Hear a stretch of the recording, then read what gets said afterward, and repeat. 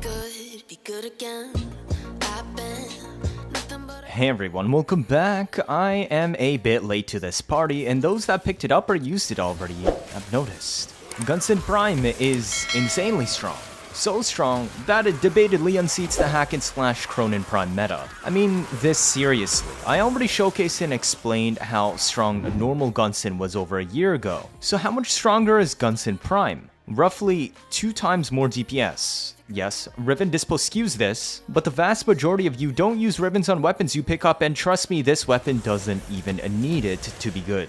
How does it compare to the normal Gunsen? 34% status instead of 28, or 1.21 times more status procs in general. Innate damage has gone from 160 to 225, or 1.41 times more damage in general. Slash weight also has gone from 80 to 90%, meaning 1.13 times more statuses are slash procs. It also has 20% crit chance, which is important because 20% is enough to reach above 100 crit. For guaranteed yellows and fully benefit from crit damage without needing Gladiator Might, saving a slot to become Flex. The status chance bump, innate damage increase, and slash weight buff without the crit chance buff are already equal to a 1.92 times total damage increase. So yes, it's literally 2 times the DPS of a normal Gunsen, and even opens up a flex slot. How does it compare to Kronen, you might ask? They're actually very similar with identical status chance at 34. Gunsen Prime barely edges higher innate damage at 225 to 212, but more importantly, Gunsen is 90% slash to Kronen being 80%.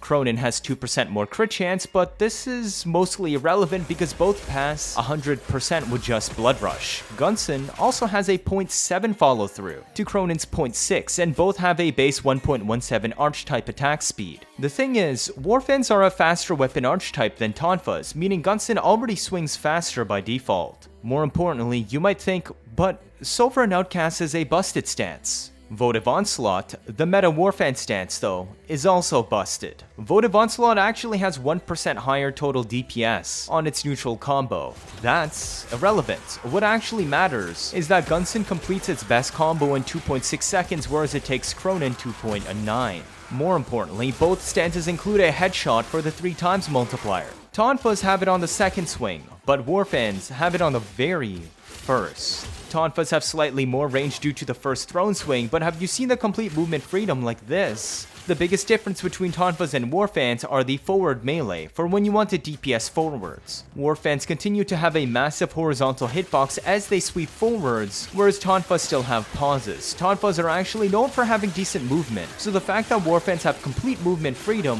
while retaining almost 10% higher total DPS on the forward combo is significant. Warfans also have a 1000% force slash heavy just like Tonfas, but finally there is one big difference. Their ground finisher on Warfans is 1000% force slash. Tonfas do not have a force slash at all on ground finishers. The only advantage Kronen Prime has over Gunsen Prime is the slight extra horizontal range on first, a neutral swing, and the 10% parkour bonus. It has a 0.6 dispo to Gunsen Prime's 0.5, so it end up just barely ahead on a full Riven build. Honestly, if you want to use Rivens, just use normal Gunsen. Normal Gunsen is leagues ahead of normal Kronen, and normal Gunsen with a Riven even outclasses Kronen Prime.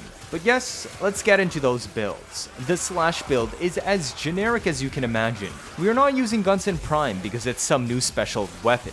Rather, it's the king of the new sweaty button mash meta. Thus, it uses the standard slash build with external primers, condition overload, attack speed, a range primed bane to double dip for 2.4 times more damage on bleeds, crits, and a weeping wounds for juice slash procs. Gladiator Might is the flex slot, letting you choose between spring-loaded blade and trying to carry that 0.7 follow through further, which is usable, or Gladiator Might to kill enemies with even stronger crits. For base steel path, I would recommend using spring-loaded blade as the damage output of this weapon is just obscene. For endurance runs, use Gladiator Might instead so you can focus on cutting down the fodder ASAP. For those that do not want to use a primer, yes, it's doable because the weapon is strong enough. You would replace Prime Fury and Gladiator Might with rank 0 viral 60/60 mods to maintain as high slash weight as possible. If you do that, keep in mind that using Arcane Strike is mandatory, as even Warfans want one source of attack speed somewhere. But what if you don't care about slash DPS? What if you just want to kill things ASAP with raw damage on a base steel path and take advantage of the massive range and hitboxes Gunsen has? Then yes, you can use a Corrosive DPS Gunsen. You can either run primer or no primer, but I would strongly recommend bringing a primer for this, as strong as Gunsen is in the meta, the requirements for no primer raw corrosive melee DPS and steel path are exceedingly high.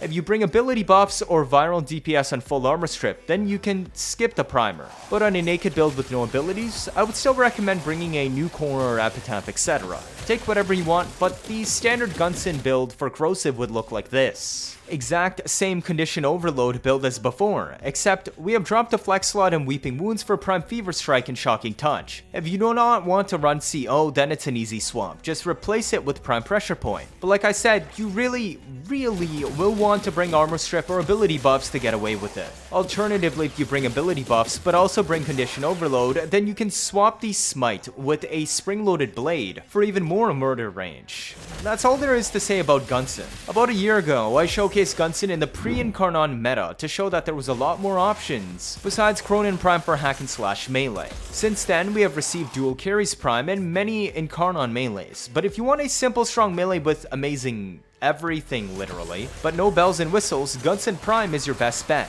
It's the new Prime, everyone is farming for it. You'll find people doing relic shares all the time. For those that live by Glaive and Contagion, this is nothing special. For those that love Incarnon gimmicks and parkour buffs, this is also skippable. But if you want a no questions asked melee that just works, beats single target or against hordes, this is it. This is the next Kronen Prime, but feels even better and performs better. Cheers. If this is your first time watching, feel free to leave a like or better yet subscribe, but let me know your thoughts down in the comments. 79.5% of you are not subscribed. I'll be leaving you with more gameplay footage after. I'm trying my best to get you new information out always as soon as possible like I've been doing with Duviri. Stick around if you want to see interesting memes and builds on a nearly daily basis. You don't miss out on any of that, do you? That'll be it for this video. Thank you all for watching and see you all next time.